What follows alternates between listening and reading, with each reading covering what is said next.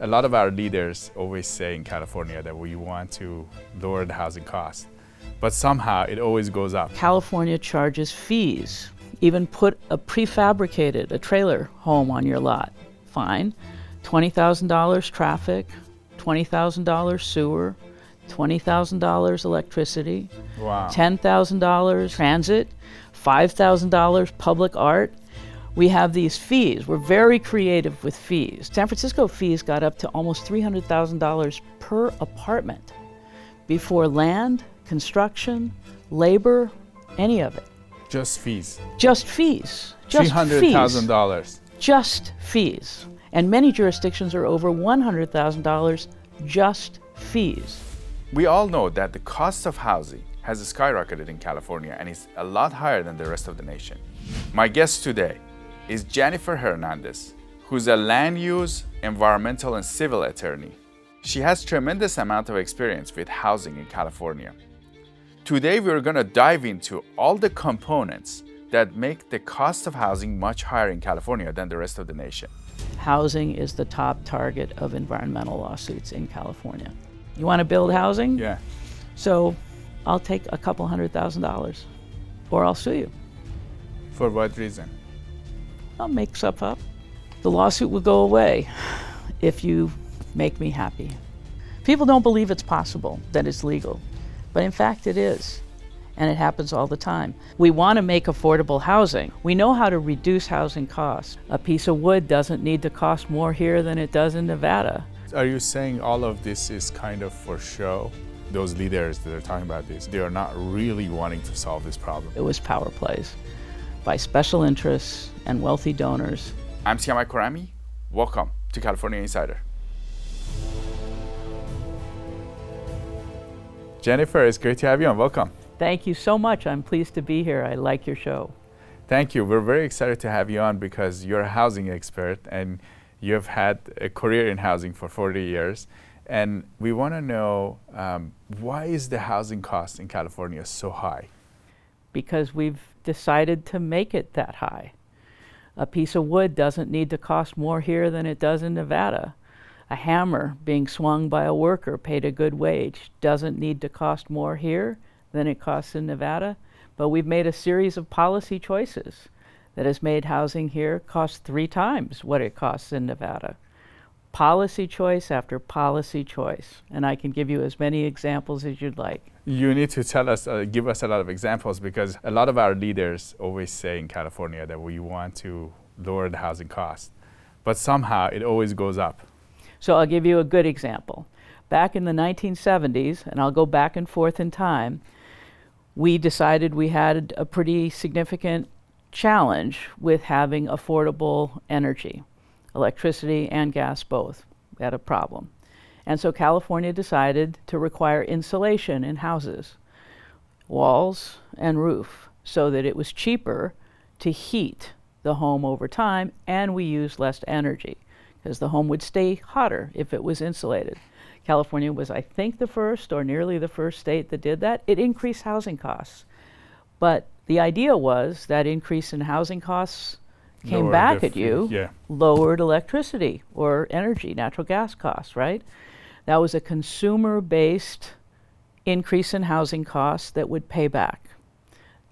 California has since abandoned that model. Good example, more recent example, as you know, California has about the most temperate climate in the world. 300 or more days a year, you can open or shut the window and you're pretty good.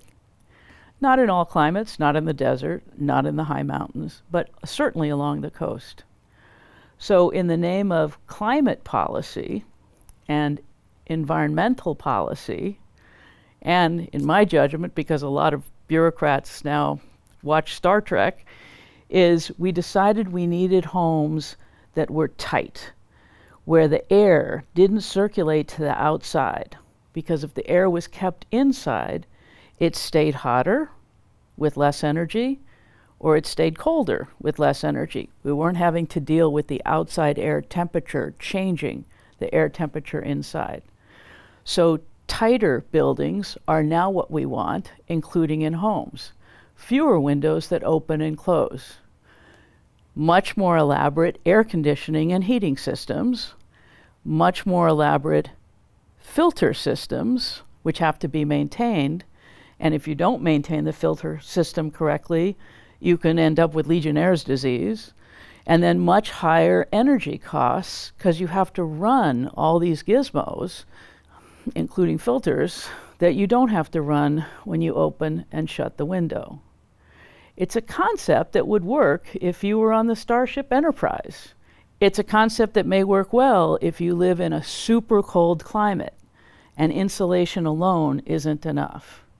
But in California, where you can open and shut the windows, it's a really high cost, both at the front end, much more expensive to install these systems than windows that open and shut, and then all the way through as homeowners need to maintain and run these systems.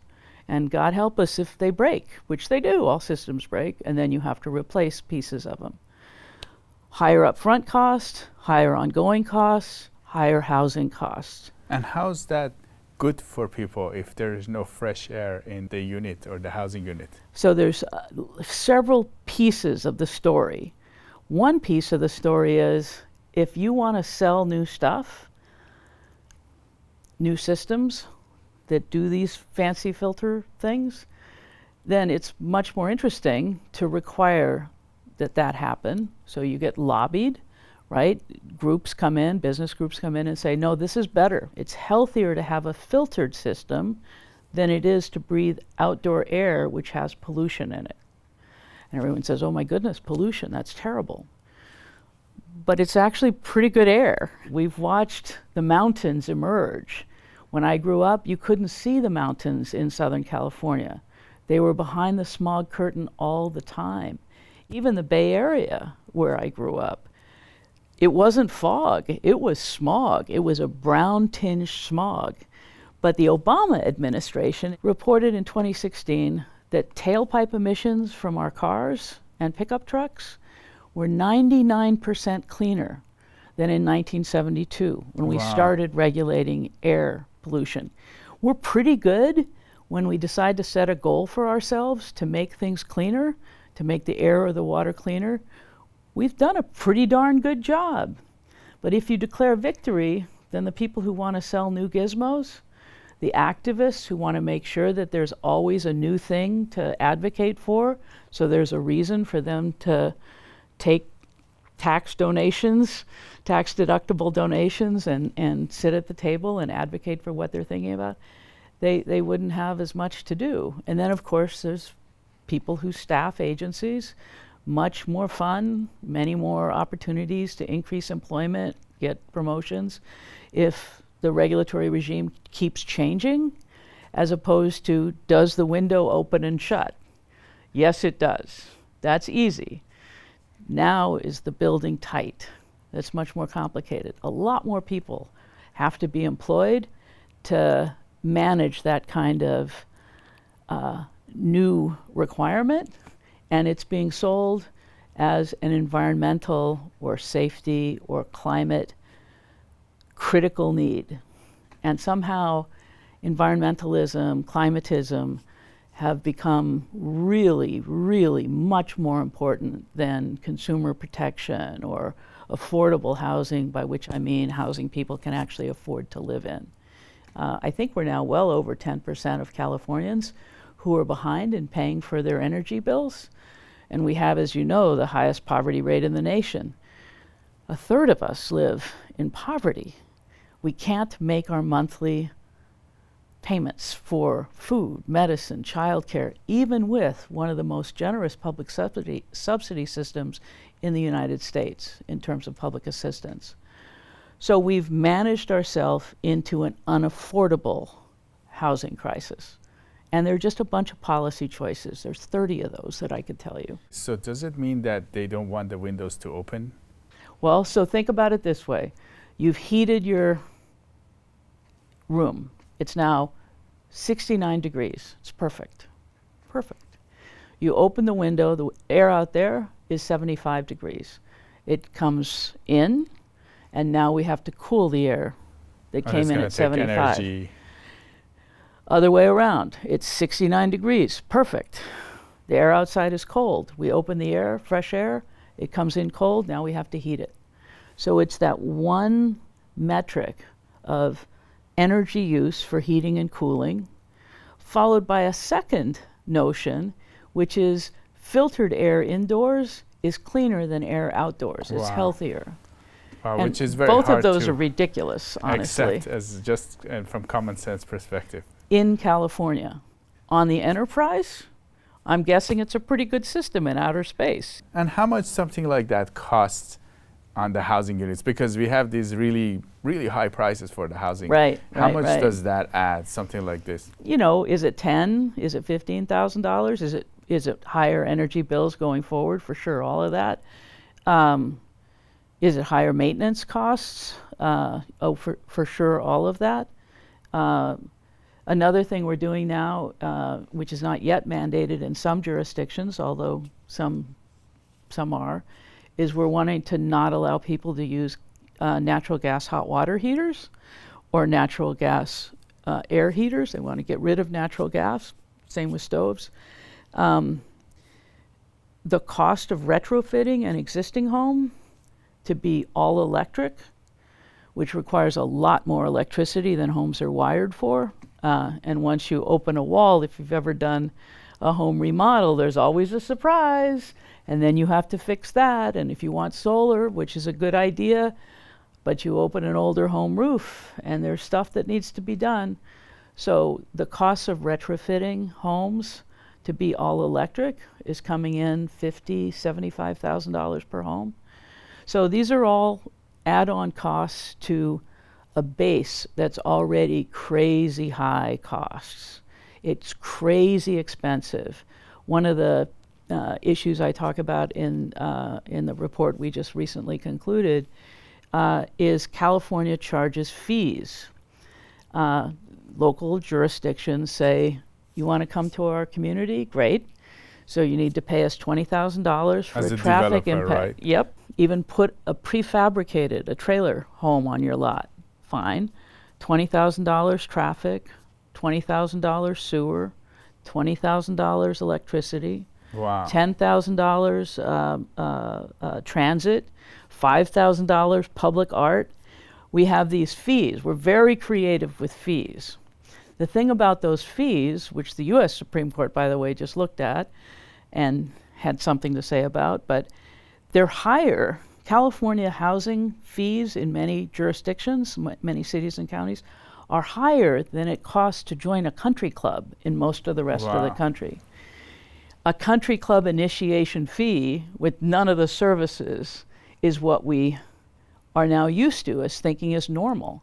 San Francisco fees got up to almost $300,000 per apartment before land, construction, labor, any of it. Just fees. Just fees. And many jurisdictions are over $100,000 just fees. Where do these fees go to? They go to a variety of government programs, all I'm sure well-intentioned, supporting buses, supporting schools, supporting traffic or maintenance or improvements to water, sewer, the kind of thing that existing residents get by paying taxes. New residents pay fees because all these costs are just passed on, right? The cost of the housing unit just gets that much higher, and so the new buyer pays a price that includes the fees, and then that higher price they pay 2 more times for decades. The higher price for the housing purchase becomes part of the tax rate, and then what else? They have to have a bigger mortgage to pay. So they pay interest on the mortgage every year. So it's an incredibly discriminatory tool to apply to new people that existing people don't pay. And we have a system for pretending that it's okay. The city council approved the fee. And the US Supreme Court just came down with a decision last week saying, you can't just charge fees because you want to, no matter what the purpose is. Maybe it helps pay for affordable housing. Maybe it helps parks. Maybe it's good stuff. But to just charge new people that much extra Can you relative explain to that existing case? It people? was a very interesting case. Like Sure, one individual sure. wanted to build something. Yeah, it's a good case. So it's in an area just outside Sacramento. It's in the next county over. There was an existing lot where a home could be built legally, pretty straightforward. Small home, nothing fancy about it, prefabricated home. The person who bought it, an individual, was allowed to build the home, had to get a permit to allow for that. Part of the permit requirement was to pay a fee of $23,000 to help that county maintain its roads. That particular county has a challenge maintaining roads because a lot of the land is either federal or state forest lands, so they don't have people living on federal or state forest lands who can pay taxes, but there's roads through them, and the county has to maintain the roads. So the county says, we need money to maintain the roads. Here's the amount of new housing we expect to come into the county. Here's the amount we want that new housing to pay for road maintenance. So every house in this area of this type, in this case a modest home in a already built out area, is going to have to pay $23,000 and then still pay property taxes like everybody else. And the court said, no, you can't have a government impose a fee without showing there's both a nexus, okay, the person who's living there is going to drive, no question, and proportionality. And proportionality means, is it a fair share that you're asking this person to pay? It's one new family of tens of thousands of families. How much is everybody paying for a road maintenance program, and how much is it fair to put a $20,000 plus fee on someone who's not even here yet to prepay for their share of the road, which then they also pay taxes on? So it became this system of just, like I say, it's a country club initiation fee. And guess who doesn't fight fees? People who aren't here yet. So you get to adopt a fee, and no one in the audience worries about paying it because they're already there. It's the person who's not there yet. Then new people have to pay for it. Yep. And then the developer community that builds homes, builders, they say we can't build a home that people can afford with this kind of fee. And one answer is too bad, because we don't want those kind of people anyway. Or too bad, because we don't want new housing anyway. Another answer is capitalism is bad. We need to reform capitalism. We need to reform our whole tax system, Prop 13. It's not our problem. We have to reform this bigger picture thing. Or the final answer is, we local government have no money. For years, the state has taken away our money, and we have no other way to make ends meet. This is the escape valve, the relief valve we have to try to get enough money to do what we need to do to operate local government. That's our only option. All of those are excuses for paying high or imposing high fees. All of them come at a really high cost to young families who need housing. Are you concerned with stock market volatility? The markets closing in on their worst year since the financial crisis. Two of the major indices had their worst day since 2020. U.S. financial markets had their worst day since the start of the pandemic. Do you really trust this economy? News are growing that the U.S. economy could be headed for a recession. Inflation soaring to its highest level in nearly 40 years. Prices for gas and groceries are so high. Inflation sending already sky-high prices soaring even higher across the board. What if you could invest in a portfolio with a higher fixed rate of return that's not correlated to the stock market?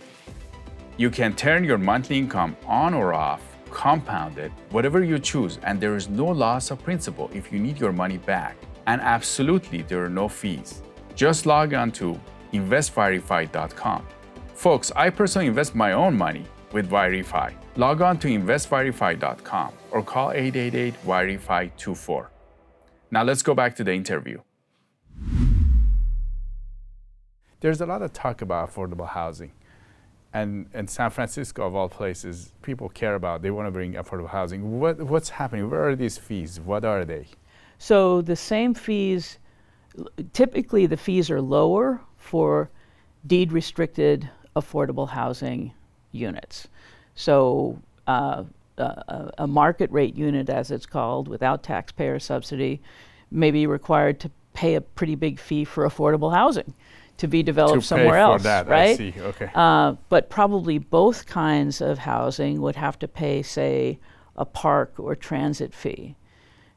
Sometimes they would pay more or less the same, sometimes more or less different. But affordable housing construction, production costs are also extraordinarily high. Santa Monica just approved an affordable housing project where each unit, each apartment in this affordable housing project is going to cost more than $1 million a piece to build. A portion of those are fees. So it makes everything more expensive and unaffordable and keeps housing from being built. And that's just the fee part of it.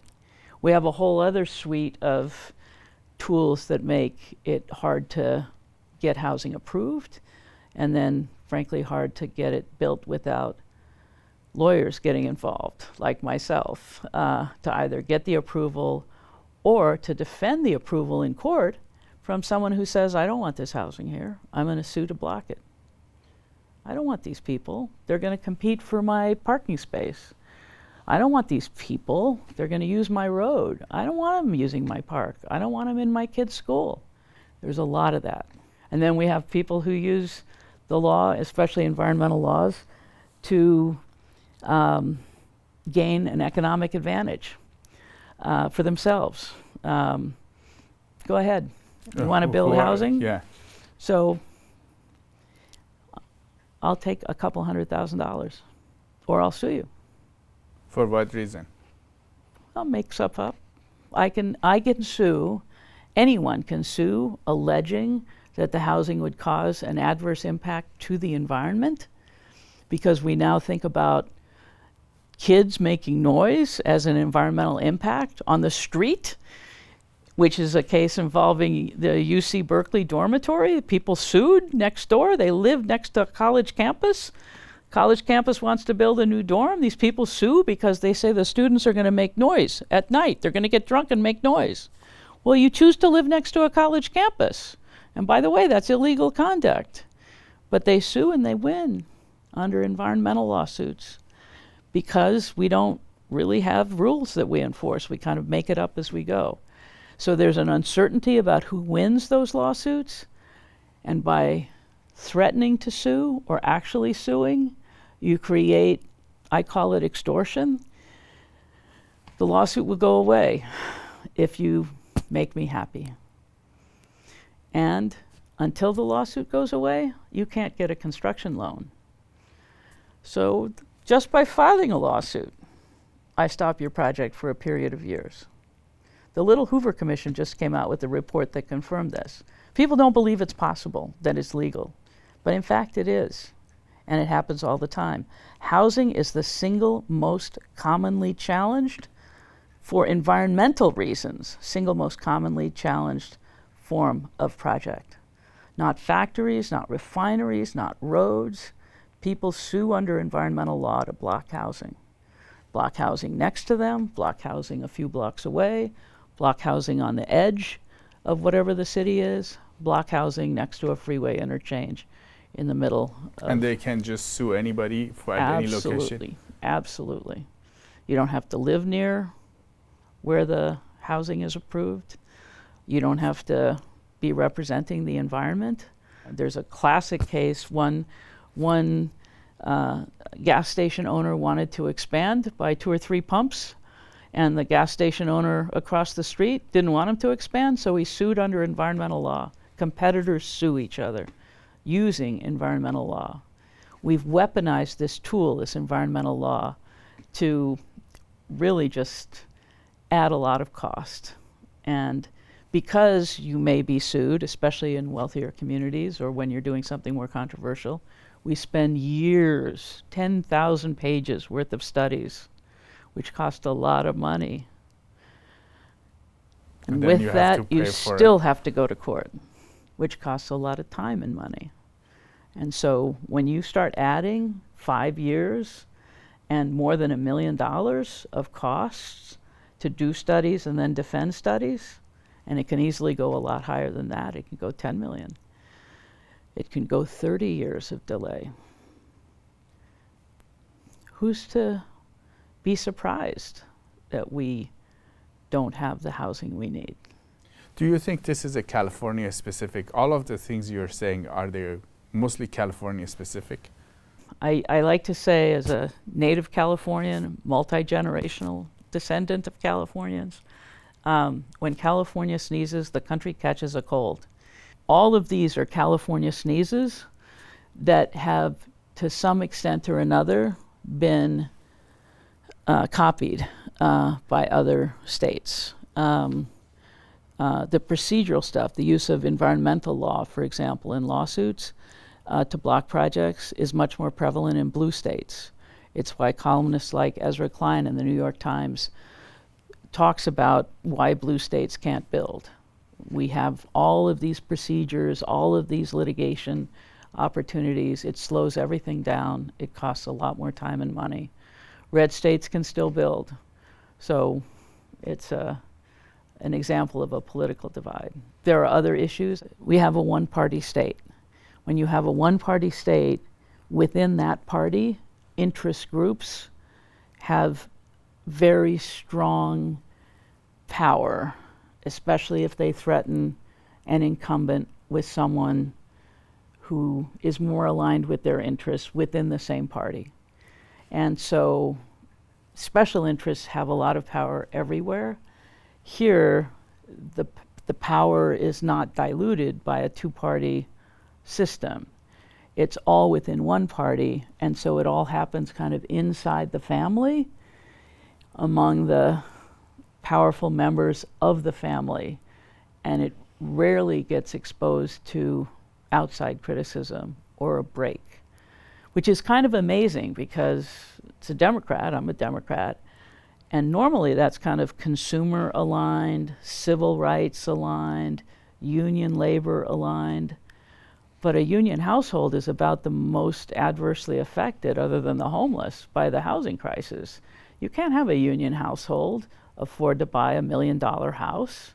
In fact, we had a study done by John Husing in the Inland Empire who concluded the top paid union construction worker could not afford a median price house in any county that touched the ocean or the San Francisco Bay. Wow. So our policy choices betray consumers, civil rights, communities of color, and union workers. How has the Democratic Party betrayed exactly the constituents that it, at least as I grew up and remain have allegiance to it, that is the core of that party. And yet it is the core that has been hammered by special interest policy choices that give special interest leverage at the direct cost of people. I'm not okay with that. Is there a time you figured this out? Was there a time you put these dots together? Really, it's come over time. I grew up in a very polluted factory town called Pittsburgh, California. I was passionate about the environment because we all had skin rashes, you know, respiratory, I have asthma. I mean, it was a very polluted town. And my dad also liked to take us camping. And we get to go to Yosemite. In just 3 hours, we're in Yosemite National Park. We're camping on the California coast. Beautiful natural places. So I'm a very passionate environmentalist in a classic sort of sense. So I've always been involved in environmental organizations. I've always provided support for them. But really, and I spent 23 years on the board of the California League of Conservation Voters, what started as a pretty bipartisan and certainly middle-of-the-road notion that we should have less pollution and preserve beautiful natural places. These are not controversial. This is the center. Everybody wants that, especially if you want to bother living in California. It's a big deal. We like the environment. But the environment slowly but surely was distorted, in my judgment, into a sort of NIMBY wing of people who just wanted to preserve the status quo. And then that really meant not adding housing as the state doubled in size. And if you don't add housing while the state doubles in size, you create many problems.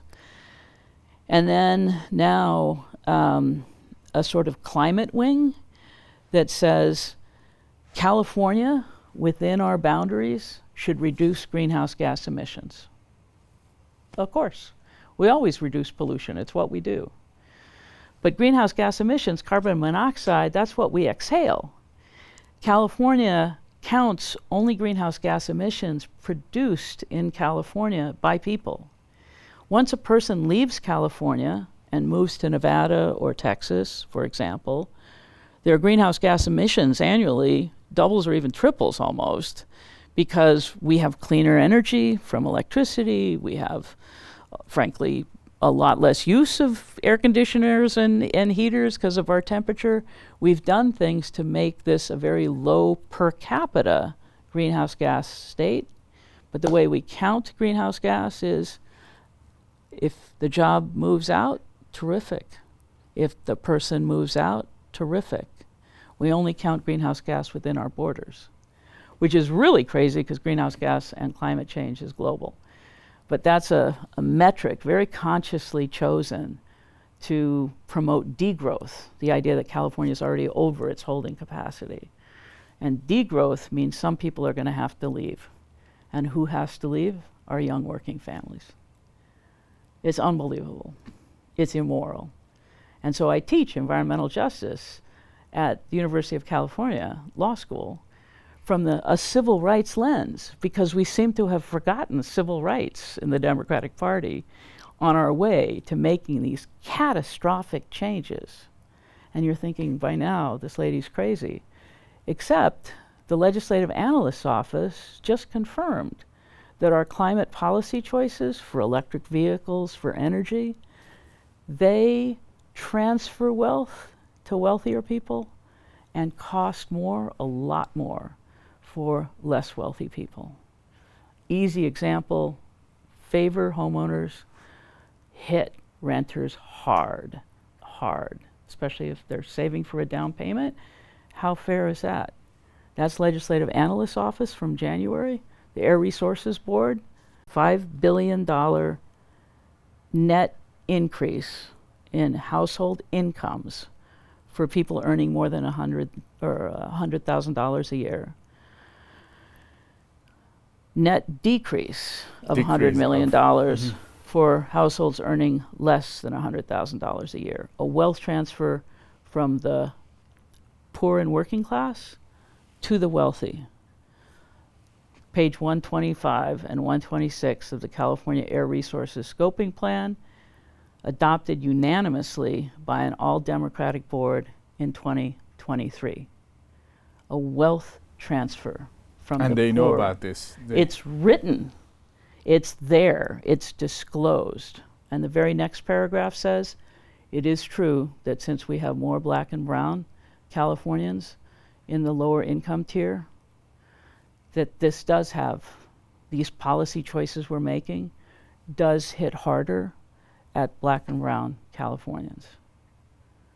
Think about the immorality of that policy choice. Consciously made, consciously written. Look it up. It's an amazing, amazing departure and betrayal, from my perspective, of Democratic Party values.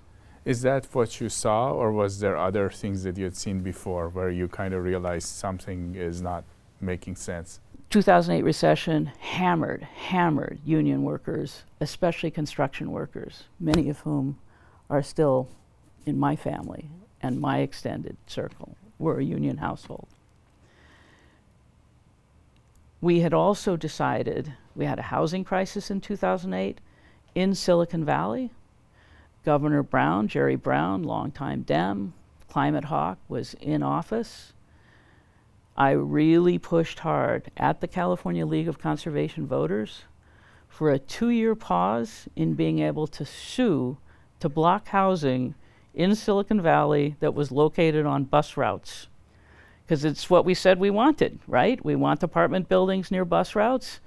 Let's not be able to sue that kind of housing in these locations for 2 years, and let's keep some construction workers employed, because if you don't have work, you can't have anything work right. Domestic violence goes higher, kids drop out of school, your house gets foreclosed on, you have higher divorce rates, higher ambulance rates, higher stress, more asthma attacks. Terrible things happen when you don't have money. So let's keep construction workers going in the locations where we say we want housing that's environmentally sustainable, along bus routes, in Silicon Valley, where there's a market. And the answer was not just no, but no way. Folks that like to threaten lawsuits in order to get economic deals said no way. And of course, wealthy environmentalists in Silicon Valley who never wanted that housing said no way. And that to me was the first sense of betrayal of a pretty important, I thought, part of the environmentalist agenda, which was kind of aimed at making both housing for people and environment work together. And I realized it wasn't that at all. It was power plays by special interests and wealthy donors to use the environment as an excuse to block people from living near them. It was terrible. And that did set me off on a whole set of academic studies, including one just recently published by Chapman Law Review called In the Name of the Environment, which documents that indeed every single time housing is the top target of environmental lawsuits in California. Why are so many people leaving California? It wasn't long ago, people from everywhere wanted to move to the Golden State to enjoy a better life. Sadly, the standard of living has been dropping in the past decade. Are you like me and wonder why this is happening? I'm Siyamak, host of California Insider. In our film, Leaving California, The Untold Story, I take you an intimate journey of love, loss, tragedy, and hope as residents face the prospect of leaving their beloved state. Everyday people like you tell their stories about why they have to move out of the state even though they don't want to. Experts and policymakers also give insights about what's happening behind the scenes. Together, we get to the root cause of this exodus. Go to leavingcalifornia.com to view the first 15 minutes of the film for free. By watching Leaving California, you can be part of the solution. Again, go to leavingcalifornia.com. Jennifer, what you're saying is that a lot of the same people advocate for, lower housing costs. People say we have an affordability crisis in California, and everyone says that. Are you saying that they don't really care about it in a sense of fixing it? I think the answer is they care, but they can't count. So the people who are the most, I think, passionate about wanting more California housing are also aligned on only wanting small apartments in cities served by bus systems or other transit. That's a form of apartment house. They also support other projects, but this is a big theme. Is the 15-minute cities, is that what sort of the like, same yeah. concept? I mean, the tragedy here is there are lots of ways to increase density with, granny units and whatnot. But let's just stay with this very classic model of how to build many more housing units in a city along a transit corridor. And it's called a 5/1, 5 stories of apartments over 1 story of parking. In December 2023, just a few months ago, the state's most respected housing think tank, the Turner Center at Berkeley, reported that in all but the absolute smallest handful of California jurisdictions, cities that had very, very high wages, that form of housing product, 5/1, didn't pencil. Couldn't clear hurdles needed to qualify for a bank loan. It was too expensive. Now, if I told you I want to solve the housing crisis, but only if every child is guaranteed their own bedroom and bathroom, you'd look at me and say, well, that's crazy. You're imposing a value judgment that I may or may not disagree with, but we can't afford. We can't do that. And the answer is, well, yeah, it does seem a little goofy, doesn't it? But that's what our housing policies are right now. We want a form of housing, 5/1, on transit, where there's already something. It's called infill because there's some other use that's already there. The land is more expensive. They tend to be in high fee jurisdictions and whatnot. We want that, and we can't afford it. What do I mean we can't afford it? Well, Berkeley just decided to allow a lot more housing to be built where there is a transit station, BART, parking lot, surface parking lot. Terrific, makes perfect sense. A lot more housing, a high rise. Perfect. There should be a lot of affordable housing units in the high rise. Okay, sure. Has to be built with prevailing wage, a certain wage standard. Has to pay a bunch of fees. Sure, all sounds great. So what's it going to cost? Well, we're going to need the 2-bedroom units to rent for $8,500 a month. Who's going to be able to pay for that? And who, if they have $8,500 a month, wants a 2-bedroom apartment in a parking lot? It's just not penciling. And so there needs to be a real clear sense of what's actually affordable. We're also told that we're doing this kind of housing because we want to make it more affordable. You know, this whole component of let's build a lot of units, and all of these cities are mandated to build because we want to make it more affordable, right? So no. We want to make affordable housing because we want to require affordable housing that's restricted to people earning lower incomes. But there's no part of this agenda so far that is, we want to make housing more affordable. Making housing affordable by $1 million taxpayer per unit housing production costs does not create a housing unit for a teacher or a nurse. It does not create affordable housing. It creates housing that's deed restricted to low income with taxpayer subsidies at $1 million an apartment.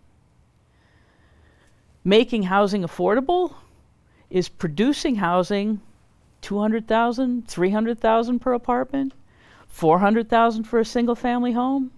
Just cross the border into Arizona, into Nevada, into any of the states that don't do the kind of crazy stuff we do in California. And in fact, we should be able to make housing a lot less expensive because we now have factories that can build prefab bathrooms and pop them in, prefab kitchen and pop them in. We know how to reduce housing costs, but no one is looking to actually make housing affordable for middle income, hardworking families, the majority of whom are now not white. The majority are immigrants, Latinos, blacks, Asians, and we're not giving that whole 2 generations worth of people the option to own a home like I had and my parents and grandparents had before me. Are you saying all of this is kind of for show, and those leaders that are talking about this are not really, they are not really wanting to solve this problem? Is that? Oh, I think they really want to solve the problem, but they only know how to make things more expensive to try to create more mandates. They're not so good at taking away what people have now come to count on, whether it's fees or fancy gizmos or it's less costly. They're trying to back engineer into all of these special interests. It's like a big Christmas tree. They want to make all of these special interests happy. Exactly. And then get the housing affordability to come down, which is not possible. It's not possible. So then they just keep thinking about ways to increase taxes and fees. California's pretty good at that. We're one of the highest tax jurisdictions in the country. So our gas taxes or gas costs are already, twice as high. So California's overall cost of living is very, very high for lots of the same kind of policy choice reasons. But we don't have the leadership to manage each of the many different special interests and agencies that make housing more expensive. No one's doing the Apollo project that says we got to make housing affordable again for people. So go ahead, have at it. But you're cut off. If you don't hit this threshold, you're cut off. We're just going to make it cheap again.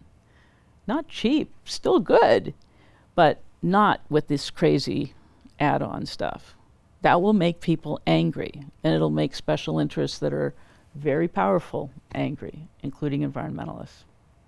Now, Jennifer, you grew up in this state, so you recall how this state has been. This is a very innovative state. It's made impossible possible on a lot of different fronts. Do you think we can solve this housing problem if the will was there? What does it take? We can absolutely solve it if the will was there, but unfortunately now, at least my perception is, we have one huge group of people, I call it the keyboard economy. They work in government, they work in nonprofits, they work in business, they talk, meet, and write for a living. And then we have other group of people who still make stuff. They don't have a seat at the table at all, the people who make stuff. And the people who talk and type are each in their silos, and they fuss with each other. In housing, we have to do advance permission, and nobody knows how that's going to go or how long it's going to take. It should be, even in New York City, it's like this. You take the plans for the building to the front office with the counter, and you say, these plans follow all the rules you've written down. Every environmental, every building, every earthquake, every safety standards are in these architectural drawings. Now give me my building permit. And that's what happens. We remove all of the nonsense with rules. We used to be pretty focused on rules. We should be able to build housing based on the rule of law instead of the I know it when I see it standard. And that's what we have today. And we got a lot of people who have the authority to say no or sue. Now, do you think this will get fixed, the housing? I believe it's going to, first off, have to happen in Southern California, not the Bay Area. In 1979, the Bay Area was singled out by an MIT professor for using what he called the environmental hustle, environmental rhetoric to block housing, whether it was condos in San Francisco or homes in the suburbs. In 1979, Bernard Friedan said, we were blocking housing that's needed for young families. We haven't changed in the Bay Area. It's going to have to come from an area that has more immigrants, that has more powerful and better educated minorities, and it has to be forced on boomers. We are procedural addicts. There's no procedure we don't want to elongate and fuss about. We are not okay with the rule of law. We broke a lot of laws coming up. We broke through a lot of laws coming up. We like the I know it when I see it standard as a generation. We're a very narcissistic generation. It's the me generation. So it's going to have to come from younger folks, It's going to have to come from growing and vital folks who actually believe still in the American dream, the California dream, upward mobility. If you work hard, you should be able to get ahead. And that includes home ownership for your family. Do you have any other thoughts for our audience? Keep the faith. We shouldn't give up. My biggest fear is that enough Californians are just going to leave. And that will be bad. Because if they leave, that energy of young families will be lost and will be hollowed out. Will be a senior center with servants. And that's terrible. That's a failing society. It's an unjust society. It's not one I want to sit by for. So don't leave. Stay focused. Hold your local officials accountable. Set up a rule for allowing housing. No more elaborate studies, 10,000 pages. Every local jurisdiction can set up housing by law. That's what we should do. And then the state needs to just stop stealing money from local government. So local government has money again for public services. Jennifer Hernandez, land use, environmental, and civil attorney. It was great to have you on California Insider. Thank you so much. I really enjoyed our time together.